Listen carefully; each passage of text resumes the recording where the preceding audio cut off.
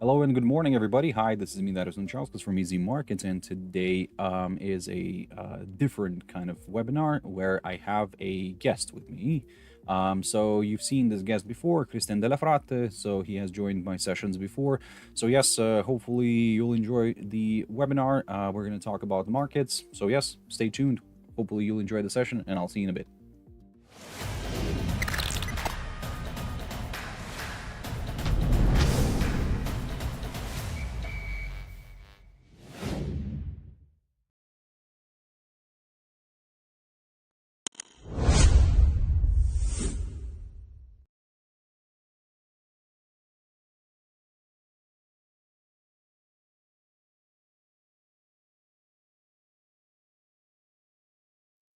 All right, okay. Hello and good morning, everybody. Hi, this is me, Darius Anucauskas from Easy Markets, and today is the 5th of September, 2024. So, yes, ladies and gentlemen, Daily Picture International, once again, just a little bit later this time. So, yes, I do have a special guest, as always, Cristian Della Fratte, who has been on my shows before. So, yes, we'll talk about markets, the usual things. So, yes, before we jump into all that, quickly, let's have a read through our risk disclaimer. So, the content we produce does not constitute investment advice or investment recommendations and should not be considered as such.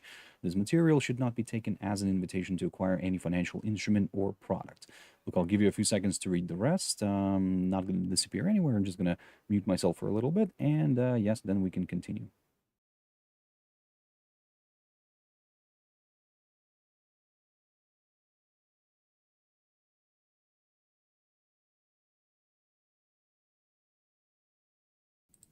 All right, okay. Also, just before we jump into the charts, just a quick mentioning of our Easy Markets website, which you can always check out for more information about us. If you have any questions, reach out to us. We'll be more than happy to assist. So, ladies and gentlemen, let me just change my screen here very quickly and let me jump into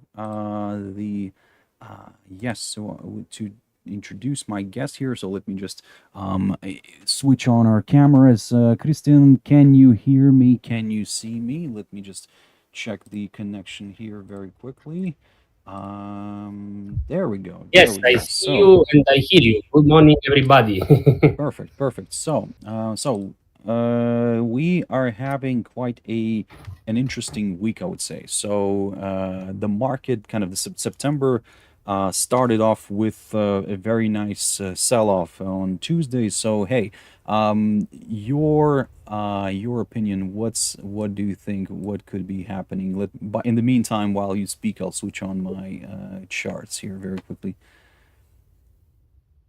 Yeah, I think all the highs are focused tomorrow on November payroll because after the yields that yesterday was very very bad in terms of number, I think a lot of players are pricing tomorrow bad number in November payroll, and of course we are entering now in the worst months for the stock market, especially in America. September is the worst month. So as we arrive in the beginning of September on the new whole time, or more or less in DAX, we had a new whole time in American index, more or less the same.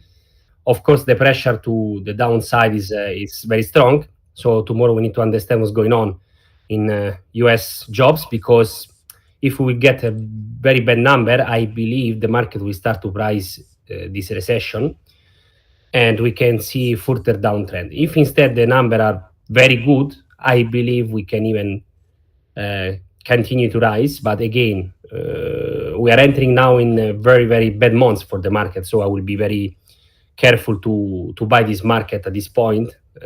Maybe better to wait for a deeper correction actually. Hmm. But yeah, the main event is tomorrow, of course, the Okay. November payroll. Okay, okay. No, no, no. I hear you. I hear you. Today, of course, we have the ADP number as well. So that's something that the market will keep a close eye on. But in together with the ISM services PMI number as well. Now, coming back to the ADP number, of course, I keep on saying to people that nobody should gauge the number to the NFP, because look, I mean the ADP number is expected to increase. However, However, since I think it was in May last time, no, sorry, not May, April last time, then when the number actually came out higher than than the forecast, but then then we kind of started dropping. No, sorry, again, I'll correct myself. May we came out higher, and then since then the actual number was failing to meet expectations. So now the question for myself as well is are we going to see something similar or not? But NFP, on the contrary, has been on the higher side lately. But what's for me personally, what's interesting is going to be the ISM services PMI number, because that one is expected to come out a little bit lower, which is fine. My only issue is, will it come out, let's say, still above 50, or will we get some Yeah. sort of a surprise? Because since January, we have been above 50 all the way up until April release, and then since then, May, June, July, August, we have July. It was kind of a roller coaster ride. So it's like in May we dropped, in July we went higher again, then June we went higher, July we dropped again, August we went higher. So if we follow the same kind of pattern, then kind of my question is like, are we going to get a drop here this time? So of course nobody should look at it from this perspective, is just observation. But the fact that ISM manufacturing PMI did not perform very well on Tuesday, and kind of gave that extra fuel for a sell-off on Tuesday. So yes, I mean that's where the concern is, my concern. But I don't know. For now, looking at the Dow, I'm thinking yes. I mean, for me, if we just look at it purely from the technical perspective, then I'm still leaning towards the downside. But of course, we do have important data. Let's see how that's going to play out. The S&P is also on the lower side. Still pointing a little bit more to his downside, but I'm not really gonna drag this one way too much to the downside. I'm just gonna aim for somewhere maybe like 100-day EMA, or maybe this little territory which I have here. I mentioned in my previous videos that that's the 5,426-ish zone. That's the Fibonacci extension that I have here. But again, what's your thought on the S&P 500 on this one? Yeah, I believe we can correct further, and yeah, the level that you mentioned, 5,430 is the first one that I will check in my chart. Of course, September, October, historically we have a correction around 6-7% from the top at least. The big question is, did we do already the correction in August, even though it was only 3 days? I don't believe so. I believe, yeah, we have space to go much more below than now, September, October. On a technical perspective, yes, break below 5,440, more or less, yeah, this level of that you actually selected there will open the door to 5,270, which I believe is the minimum correction that we will see before the end of October. So yeah, actually, I will use each rebound of this index to short September and October. This is Okay. my idea. Then of course we need to see the data, and today also is very important. The ISM will show if the economy is still slowing down. I mean, Yeah. if it's below 50, or it's going, as you mentioned, roller coaster 49.51, 49.51. There is not a clear direction of this ISM. So today also this data is important, because we know that anyways it's a big impact for the ISM in American economy. So yeah, of course the data should be bad, in my opinion, to justify a big drop on this index, because 6-7% on the Standard Poor is considered a big drop, because we are always going up. So Yeah. in general, yeah, this is my idea, that we will go further down, especially if the data will Well, stay so far low. we have done around, I'm just looking at almost 3% from the highs that we saw here in the beginning of September. So another, let's say, if we do consider a drop all the way here, let's say on my chart towards the 200-day EMA, then we're looking at roughly around 6.5 maybe percent, something like that. I think that's a decent move. Why not? I mean, a bit of correction, a bit of to pick up stocks cheaper, maybe that could be nice. Of course, somebody might say, but hey, maybe we saw already something like a double top here. This is what people are thinking about the Dow here. Clearly, beautiful rejection near this area. I mean, I think it's too early for the double top to consider, because for me, the double top, I mean, will be from here somewhere if we do drop below the 38,585. Because in general, if September, as you said, if September is going to be the bearish one, then okay, let's correct lower. That's absolutely fine. Prepare ourselves for October, maybe, to to kind of jump in and have, if we do have a like something like a Santa Claus rally or something again. Well, this whole holiday season, pre-holiday season rally, then yes, then that's perfect. It would be difficult to justify buying right now at this point. So September, yes, September to the downside could be an interesting one, unless we get some sort of crazy surprises. But I don't know, a crazy surprise. The only thing that I'm thinking right now is this 18th of September crazy surprise. But this has shifted towards two. Well, actually, the percentage has increased for two cuts. As we already discussed previously in our sessions, that the two cuts, I think that's a little bit maybe extending it a little bit. I think that they will do one cut, and that's it. So I don't know, two cuts. I think the market might take it in the wrong Yeah, way. very bad. Yeah, So yeah, I don't know. totally agree, because last time we had the two cuts in September was 2007. So I hope we are not going to see the same, because then the pattern will be that the America is actually slowing down very much. And in this case, I think the market will react very bad, because they were thinking about the recession, very strong recession. So yeah, I believe if the data will be more or less even on the forecast for the no-farm payroll, 0.50, it's something that is too much, on my opinion. But if instead we will see very bad number, ISM, no-farm payroll, then I believe there is still a chance for 0.50. But once again, I think it's going to be very bad for the market if we will see 0.50. So the drop will be much more than 6, True, 7%. true.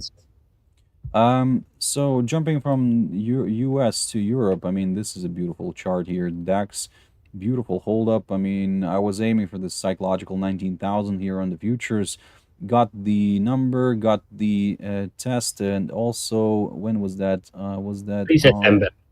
No, I'm talking about the third. No, I was looking for the exact date. 3rd of September, when we did the all-time high, created a new all-time high, and then quickly sold off beautifully. So that's a very, very technical textbook scenario, where when you're ready to sell off, you go for a new all-time high, and then you kind of sell off beautifully. So now my question is, how far? First of all, how far we will travel to the downside? At the moment, I'm still leaning. I don't really have a clear area or level. I have the area actually around my EMAs, because so far, I mean, I do like this 18,220 zone on the futures. It has been a good area of support. So we're looking at an extra, if we go from, let's say, the current level where we're trading right now all the way to here, it's around another 2.3%, which is not bad, I think. From the peak here, from the all-time high, we have already corrected around 2%. So hey, all from there all the way to this area, which I'm talking about, the 4.2. Hey, why not? Ideally, of course, lower, it would be nice, around 5% correction here, going towards my 200-day EMA. But hey, the market doesn't always give everything what I want, so I'll have to take just what it gives me. But yeah. For now, I'm just, like I said, I'm still leaning towards the downside, and I think that today we don't really. I think we have something from Europe. I can't remember. Europe retail sales figures. There we go. Today, retail sales are expected to come out higher. I don't know. Even if they do skyrocket, I don't think that it's gonna save DAX from, let's say, pushing back up, or not pushing back up, pushing further south. I don't know if it's gonna save it from that. I don't know. What do you think? What's your opinion on DAX Yeah, here? what is very interesting on DAX, actually, the 3rd of September, it's very important setup data for GAN. And when we see top during the setup data, actually, it's a very good point for reversal. And this happened perfectly. We do have this on Standard and Poor and DAX, and it works amazing. So actually, on the top of the 3rd of September, I went short, and I still believe we can go by the end of the month on the area that you mentioned, 18, 17, 900, which is the most important area for DAX. If this area will stop the price and from that area will rebound, then most probably we'll see this Santa Claus rally after the election in America. Hmm. If instead we go below this area, which I believe 18,000, I believe we will see in September or October. If we go below this area, then it's a very bearish signal, and yeah, we can go to see a double bottom. But at the moment, once again, I see very strong sell signal on DAX on this new high, Hmm. which is a bit above the previous top in May, especially because it was done exactly on 3rd of September, which is again done GAN data, very important setup. So at the moment, I will be waiting for rebound. Today we are seeing a rebound. I hope to see 18,700, 18,750, where actually I will enter again short, and I will try to get all the movement once again. Yeah. We need to see some number in America that will scare the market. But in general, on the technically side, I see 18,200 is the first target. Then 18 and 708 is the one that needs to keep the price. Otherwise, DAX will go in further correction until the, October. And another important thing on DAX is the all index out of statistic correlation. What does it mean? We saw a top in American index in August, which is absolutely clear pattern for the election year. So if we see the Standard and Poor, Dow Jones, they are always doing top in August during the Hmm. election. DAX no, DAX is doing always the top in July and August. Usually it's a bad month for DAX. Instead, we had a plus. I mean, we closed the month in plus 2% in August. So it's now not correlated at all with his past. So in order to get again the correlation, we should see September, October very bad in DAX to come back near the correlation of the last 10 years or the last 20 years. So DAX is the most difficult index at the moment because it didn't follow any previous correlation of the previous year. We are much more high than what we should be. That's the final question. Instead, America no, because if we see May, June, July, August during the election year, usually they are very positive, and this is what happened. And then September they start to go down. So DAX we have 1 month of delay, and I believe we can see bigger correction if stocks in America will start to drop. So the level to watch, like last step, is 17,800. The one that you actually draft here, it's perfect. It's the minimum that we see in June. Okay. Okay. I can see that there's a comment. Yazalel, hi. I didn't ignore. I'm not ignoring you. We're not ignoring you. So yes, I can see your comment. So Yazalel is saying, "Good morning. Just in one question. I see strong demand of yen. This will have effect on global equity markets, or will this have an effect on global equity markets?" Look. Okay, from my side. So basically, Yazalel is asking if there's demand for yen right now, and does it have a effect on global equity markets? So from my side, I mean, as we all know, the yen is seen as a safe haven. So whenever the stock market starts selling off, everybody starts jumping into the yen. Or sometimes you can see that happening beforehand. So sometimes the people start buying into the yen, anticipating that there will be a strong correction. So yeah, everything's quite logical. The only thing is, I would say, go with the flow. Don't really try to predict too much in front. Yes, yen, because we're currently discussing this bearish September idea. In that case, yes, there could be some more demand for the Japanese yen. Let me just actually jump into US. Actually, you know what? AUD JPY is like great risk on risk off monitor. Yeah. So yes, right now we're seeing this beautiful decline, which started on Tuesday. That's obvious because on Tuesday we started seeing a sell off. Um, so this, in a way, could still continue a little bit more. I wouldn't say, to get very, very positive on yen, but because there's still, we do have the BOJ interest rate decision to go through, which is going to be in 2 weeks, if I'm not mistaken. So yes, I mean, there's going to be a lot of things to keep in mind still, apart from just purely, let's say, risk on, risk off environment. There's going to be Japanese data as well to consider. If you don't, so don't just purely rely on the on the fact that, let's say, U.S. equities are selling off. I need to jump into the yen. No, there's going to be some other factors to consider. But of course, there are grounds for this logic that the yen could become attractive if the equity markets continue to slide. So, do you have anything to add, Christian? Something? No, I'm totally agree with you. It seems that now Japanese yen is much bought from the institutional, so I believe this is strong against mostly of the other currencies, dollar and of course Aussie, because Aussie is connected with risk on. So yeah, I believe I'm actually long on yen. So when I see a rebound, also I'm short USD JPY. So I'm actually a fan of yen in this moment. So yeah, I believe September, October we will see stronger yen. In general, I think so, and yeah, of course, we need to see also what's going on in the central bank, if they will continue to give this view of interest rates that they are actually the only bank thinking to rise. But yeah, in general, I'm a big fan of yen now, already from June actually, Mm. uh, and I believe yes, we can see stronger yen in the next 1-2 months. Okay, no, I agree. So, okay. So, because we briefly already talked about well, not briefly, we already picked up on the currency and on the currencies and the forex.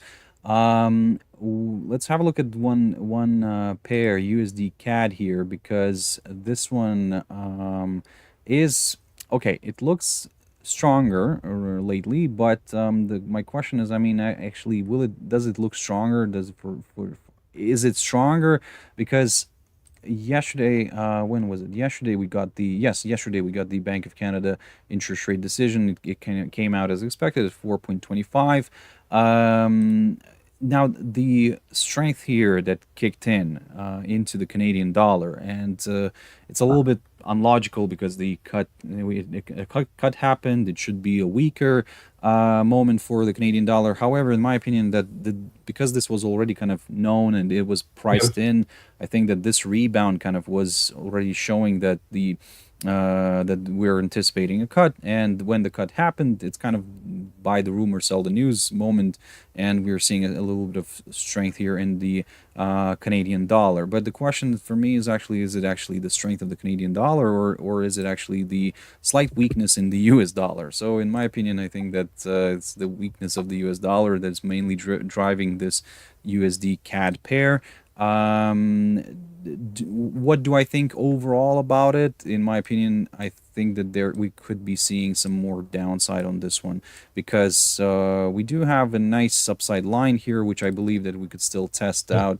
I think that there could be some more downside. The only thing is that I probably need to stick to my rule and not to improvise here too much, and just basically keep an eye on the lows, on the current lowest point of August, or not the current, but the lowest point of August. And then, yes, if we can clear that one, the forthcoming lower low will be confirmed. If somebody is looking for the upside on this one, on the USD CAD, I'm kind of considering this 23.6 on the Fibonacci retracement, which I have drawn from the highest point of August to the lowest point of August. So so far, it has been providing good resistance. If we can jump above it, then I'll consider maybe a bit of a larger correction here to the upside. But at the moment, it's at no man's game. I think, but it could be quite interesting later on if it gets to one of these sides. That's my opinion. I don't know. Do you have anything to add on USD CAD? Yeah, Um, I believe that dollar is gonna be weak in the next weeks. So of course I will prefer Canadian dollar, even though the oil is very weak mm, too. So it will be nice to see rebound of oil and the weakness of dollar. So USD CAD we can go to the level that you mentioned. yeah. But yeah, at the moment uh, I'm bullish on yen and I'm very bearish on USD. Okay. Uh, so Okay. that's my idea on the currencies, of Yeah. course. Yeah.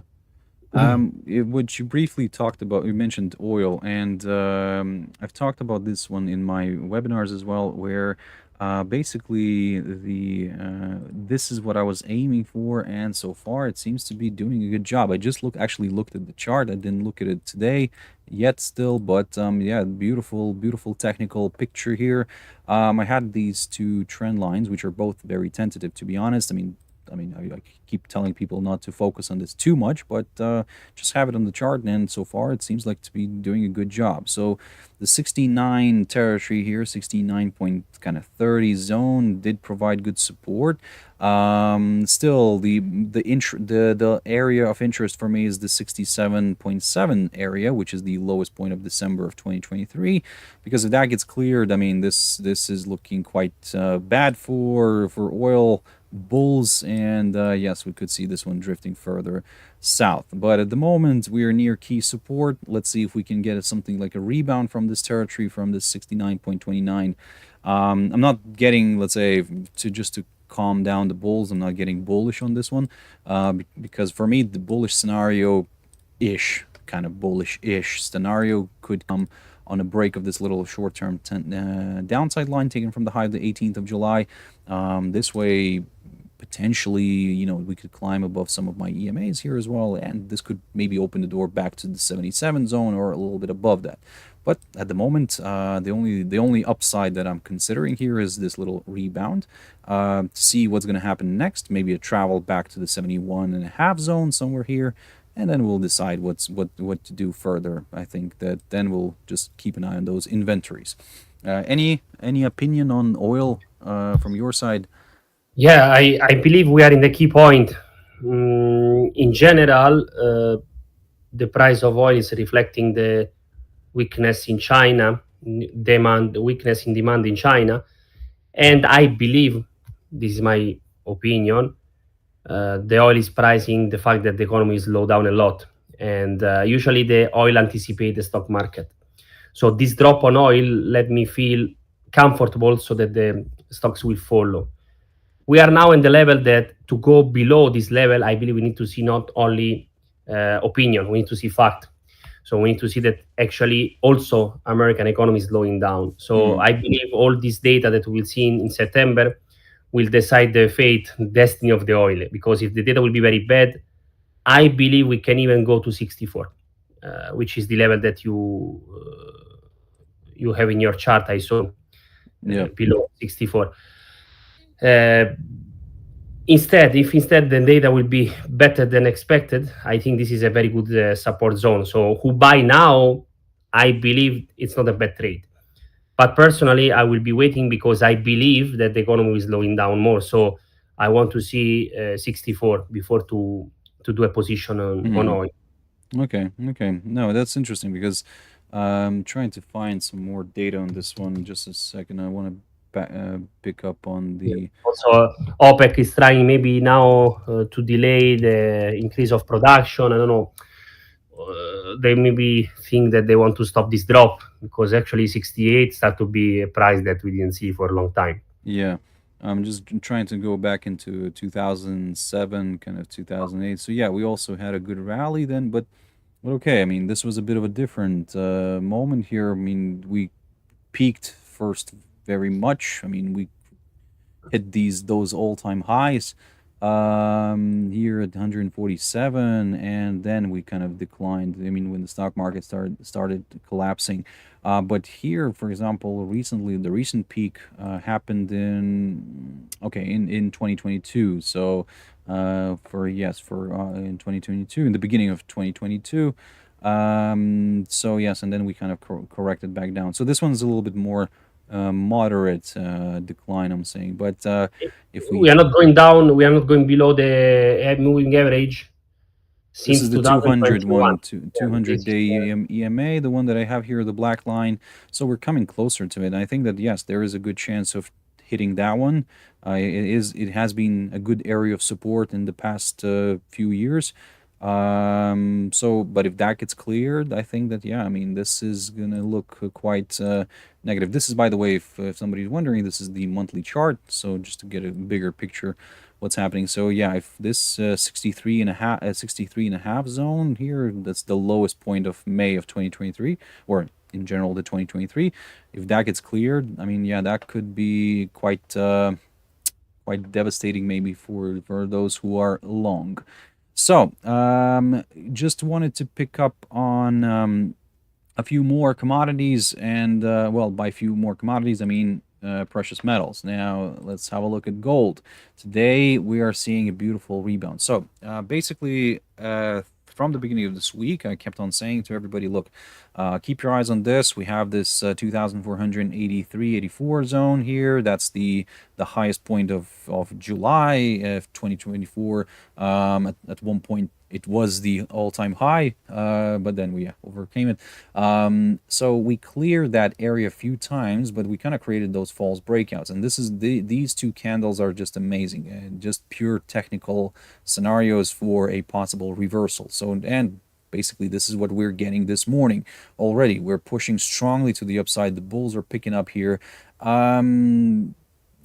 All-time high. I mean, me and you discussed already this, that we're still bullish on this, and that maybe 2,600, or I don't know. Like, people already talk about 3,000.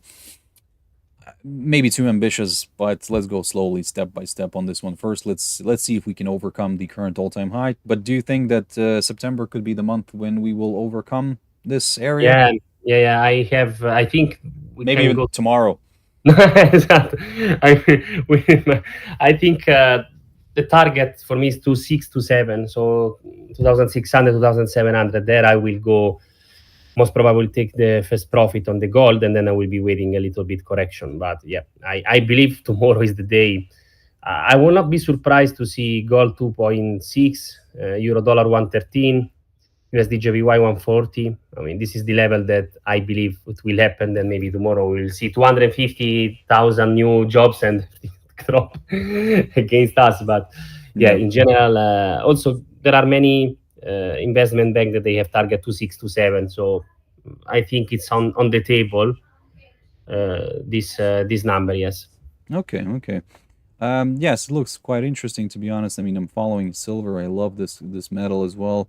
We're seeing a nice, actually beautiful movement here. Came close to my 200-day EMA, rebounded. Now we're currently getting a hold up here near the 100-day EMA, shown as the green line. So, to be honest, it's quite interesting. To be honest, I would say, I think there is a chance for this one to go higher, but a bit of an obstacle here first. So let's see what's going to happen. I'm not in a rush, but if it starts pushing back above the 29 zone, somewhere 29.15, 16 area, this resistance barrier, which also acted as a good support area before, if that gets cleared, I will get a little bit more excited with well, with the larger correction to the upside, because let's not forget that we're still trading below this downside line taken from the high of the 20th of May. So yeah, silver, yeah, like I said, for those who, let's say, maybe for some reason don't like to trade gold, I mean, you can also have a look at silver. I mean, this does present itself with a lot of opportunities as well. You've mentioned briefly a pair which we didn't cover actually, and this is the euro dollar. This is so just jumping back into the forex world. Yes, euro dollar is at a very interesting spot. So if I just go from my technicals here, I mean, after this nice little rally that we had here, So have drawn this Fibonacci retracement, and it kind of worked like a charm here. It did this 23.6 acted as a good breakout area. Then I aimed for the 38.2. Fantastic test, good hold up here, rebound. Now we're getting a hold up below the near the 23.6, and this one is acting as a good area of resistance, which is around the 1.11 territory. If we clear it, yes, I'm leaning towards the upside. Not really gonna go very hardcore to the upside, no, but 1.1150 initially, this good area here, and then if that gets cleared, so on and so on, basically. But of course, at the moment, 1.11, that's what I'm watching. I want to see what's gonna happen here.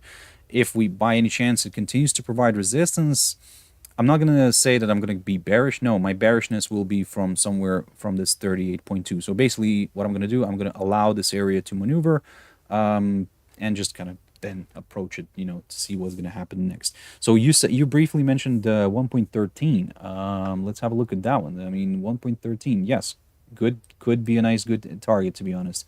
Not arguing there. July 1275. This is pure technical, but in general, let's be clear, this depends about tomorrow. Because on the short term, the data of no fan payroll is the one that will drive at least 100 points, pips in this case. So I can say, yeah, 112, 113, 19, tomorrow is pure luck, 50-50, because if we see the movement that we had the previous months when the data were very disappointing, we saw like 200 points, 200 pips in 2-3 days. So once again, yeah, we can say that this event is totally going on his own, is not according to the technical analysis. If I see on the technical chart, I believe we can see at least a double top 112 or even do a 112.75. But to speak clear, this is depends on the data tomorrow. And yeah, we can try to predict the data because y'all's yesterday was not so good. Today we see the ADP, how it's going to be. We saw that if ESM is going to be low, so actually I can say, okay, if the economy is slowing down, manufacturing is doing worse, there are more people asking for this claiming basically not employing benefit, so it means that people are not working. So I believe that the number will be lower, but I'm afraid because the American always change this number according to their needs, and we saw last month when they actually cut almost 1 million of job because of wrong calculation. So they are totally manipulated. It's even difficult to predict the number because even if you do a prediction, if they decide to manipulate and to give you a number, and then maybe after 1 month they will do a big review on the downside. exactly. So it's pure gambling tomorrow, guys. So I'm long on euro dollar, but again, I cannot say wow. I believe on myself. This is pure gambling and depends on the number tomorrow. And even if the number are correct or not, we will see the next months because they will do then the amendment. So for the purse against the dollar, the next 24-hour, guys, is like casino, 100%. Okay. Like a red black. Something that I don't do very often from the technical perspective is to draw trend lines on indicators, and this is actually what's attracting me right now in terms of the support for the upside scenario that you mentioned. So basically, if we do apply something like this, then yeah, we'll see a nice little trend line from where the MACD could actually rebound here. But to support the downside scenario here, yeah, we can see that the downside momentum is still somewhat present. But yeah, let's see how if this can change, if this will have more weight, for example, this idea. But again, this is just something out of more fun things. Right. Okay. Look, in terms of commodities, in terms of forex, I think we've covered a lot. I think we'll have to slowly wrap up here. Just wanted to pick up your thoughts and as always for dessert, Bitcoin. So we've seen a nice decline here on Tuesday together with the stock market. BTC USD here declined, and yes, everything's nice. Everything's kind of somewhat technical. From my side, on the technical side, first of all, I see still this nice falling channel pattern, where we are currently sitting in from beginning of March of this year. Then from the shorter term perspective, I can see that my EMAs did provide good resistance here, especially the 200-day EMA. We struggled to stay above it, and it started drifting lower. So for now, I'm targeting this. Yes, one of my levels got reached, the 56,500 zone, but if that gets cleared, yes, I'm aiming for the lower side of this falling channel.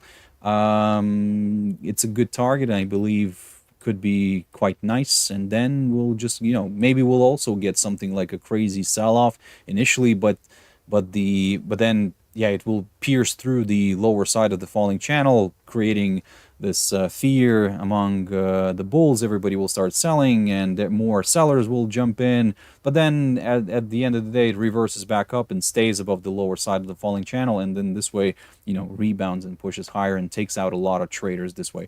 Again, I'm not excluding this scenario because, hey, this happened in the past. I don't know. But then in general, overall, yes, still the upside scenario is still valid, because if we go purely from the technical side, I mean, whenever we enter a trend line, or sorry, a channel or a wedge or a triangle, we look at the prevailing trend. The prevailing trend was to the upside, so the greater chance for this one to break out is higher. But given that the falling channel is quite wide, why not to take some opportunities inside of it? So this is what I'm looking at right now. Then I want to see what's going to happen with the lower side of this falling channel, if we can rebound or not, and then we'll go from there. But okay, that's my view. What's your view? I'm bearish on crypto in Okay. general. So I was bearish at 61, 62. So I continue to be bearish, and I would like to see a breakout of this nice channel and to go again to 49, which is the level where I actually will Here, start yeah. to buy crypto. Yeah, I don't believe on 75, 80 before we actually go for the correction.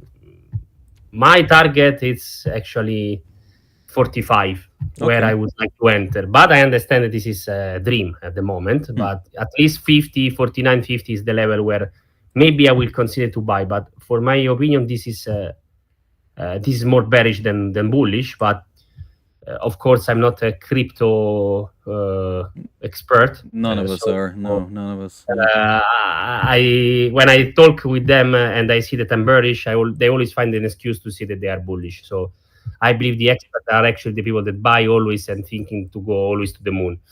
I don't see on the other side somebody that actually is reasonable. They are always buying. Anything will happen, they are always bullish. For me, this is not bullish, and we Yeah. need to clear maybe 49 or even 45 before to see a new high, a new whole time. This is my opinion, but we will see. Okay, okay. Quickly picking up on Ethereum, actually. Similar story, to be honest. I mean, yes, it is looking a little bit more bearish than bullish, to Yeah. be honest, but I'm taking it slow. I'm just want to see what's going to happen here step by step, because surprises do happen, and sometimes, to be honest, those surprises are because it doesn't always just purely depend on, even though this is Ethereum USD, we're looking at Bitcoin USD. I mean, yes, the US dollar does have its influence on this one, but sometimes, say, I don't know, like a SEC report or something like that, that's what sometimes kind of just drives it, and just basically the headlines, the news headlines, that's what drives the crypto world, and sometimes it's just unlogical.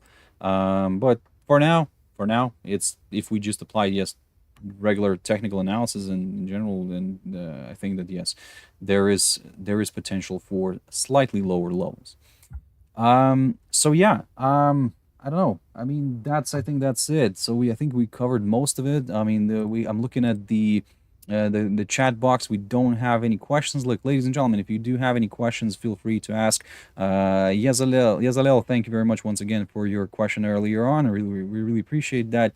So yeah, apart from that, Christian, do you have anything else to add? I don't know. I mean, do you want to cover something else that we maybe did not cover? Uh, I believe we covered everything. Maybe only Nasdaq. Maybe we can give a Let's look. have a look at Nasdaq. Actually, I love that index. Let's have a look. Yeah, Everybody's beautiful. scared about the Nasdaq now. So It's beautiful. And actually, while we're in this Nasdaq, this is something that we need to yeah. have a look at as well. So beautiful, very very beautiful. I think it was time, and I think that yes, a level below 100. I think that this is what people are watching right now, and or it's somewhere around 100 zone. I mean, I have this upside line here as well. My 200-day EMA on. If somebody didn't still realize that we were talking about Nvidia here, so yeah, so it's yeah, it's everybody's, I think that enjoying the moment. I think that secretly everybody's like wishing, Nvidia to drop lower, so But that maybe they could pick it up at a cheaper price, and then so everybody right now hates Nvidia because they say that yes, yes. I mean, this is like you cannot grow further, you cannot grow further. But if the stock drops somewhere to 90 or below, slightly below 100, I think that those people will just, you know what? Actually, Nvidia is not such a bad company. I think there is potential for it, and we could see this one pushing back up and coming back to the Nasdaq situation. I mean, yes, this is exactly what's happening here. I mean, we're seeing this negativity in Nvidia, we're seeing negativity in Nasdaq. In general, everybody's like selling off. I don't know, like all the tech stocks and. Do you remember this one right here? microcomputer, yeah, Super the micro issue, yeah. computer. I mean, talking about a correction. Now, this is amazing. What's interesting, and I have talked about this one in one of my webinars this week. I picked up on SMCI because if you would have bought it in the beginning of this year, so where's that beginning of this year? It was second of January. It was where's that? Somewhere around here. So let's say yes, you picked up on here, 280. I mean, rallying all the way here. That was a magnificent rally. You were very, very happy, probably a very happy investor. You were already like enjoying your moment here. You're thinking, oh my God, this is like 280, 70%. Then we see, and then you decided to hold on to it. It peaked and then it started correcting. And then you're thinking, hey, it's not going to probably correct that much, right? Closer to the, so you're up basically around 300% for the year. And now, if you're till right now holding, you're up only about 45%. So this is where for me, I don't know, the over exaggeration of the market. This is a good example of how it goes. That this whole hype thing about Yeah, they tech are moving stocks. like a penny stock. If you check Nvidia, -8%, -9%, which is 280 billion of dollar dropping one day. This is the performance that usually we see in penny stocks, so on the stocks that just arrive in the market and they have very low capitalization. So this is because of leverage, I believe. A lot of people are in big leverage on Nvidia, so when there is a small movement, they are whipped out very fast. And Hmm. yeah, I believe we can go further down. And yeah, I will be waiting for Nvidia actually 85. So I'm the one that hates the most Nvidia, wants to buy 85, even not Hmm. below 100. So if I will see 80, 85, then I will I will buy Nvidia. Microcomputer, same story. If I will see to 80, I will enter again. This is very long term investment to put very small amount of money and to leave. Yeah, yeah, Yeah, because I still believe on these stocks, but the movement that we see needs to be, on my opinion, retraced completely because this is a foolish movement. I want to see a normal movement so that maybe in the next 2 3 years, then you can rise again slowly, slowly. Not yeah, like that. This is always in the way that then you will lose money because you become greedy. You want to gain as much as possible, but then the big investors start to sell the stocks and the retailer the one that actually get the loss. yeah. I'm looking at AMD as well, Advanced Micro Devices here. So one of the competitions, and This one's kind of holding on a little bit better, to be honest, than the SMC. Okay, I understand. SMCI may be way too overvalued initially. Now, that we're seeing a drift lower. Nvidia, just purely of hate right now. Still okay. Still the company performing quite Yeah. well. But AMD, it's like it does have potential as well. It does have potential. The question is, would this stock be, let's say, as a big high earner as, let's say, Nvidia or SMCI was before? Or are we gonna? Okay, I'm applying technical analysis on this, but whoever's watching right now, please don't, because I mean you need to look at the books instead of this. But or as some stock analysts refer to me as voodoo analysts. When you're doing this voodoo on stocks. So yes. So I will support you and say that don't do technical analysis on stocks. Well, at least maybe you can only support your decisions, your fundamental analysis on with technicals on stocks. But anyway, but yeah, coming back to Nasdaq. Look, what's your thought? Do you think all the way down here, Yeah. or what do you think? How Yeah, far? I believe on all way down actually, because this is the weakest index in America, and again, if I believe in the correction, this is the one that will correct the most, in my Mhm. opinion. So once again, I don't trade Nasdaq, to tell you honestly, because I believe this is a really risky asset, because if decide to drop, can drop 20-30% Yeah. in a month, the same as we saw in August, minus 17% in just a few days. So in general, I like to buy this when I see a big drop, minus 20, minus 25, minus 30. I see that the price of the stocks are overvaluated, like Nvidia, AMD, and so on. So yeah, I will be waiting for end of October. If end of October, beginning of November, I see this index, I don't know, 17, something like that, maybe I will buy long term. But at the moment, I expect to see better price than what I see at the moment before to buy this index. Okay. Okay. No, that makes sense. That really makes sense. Um. So, and on that note, ladies and gentlemen, thank you very much. Thank you everybody who watched us, who listened to us, and in general, I hope you enjoyed the session. I think we covered quite a lot, and we provided a lot of good information. So yes, don't of course take our word for it. Still have your own head on your shoulders. We just interpret our words and just kind of, like I said, apply it to your own strategy that you use.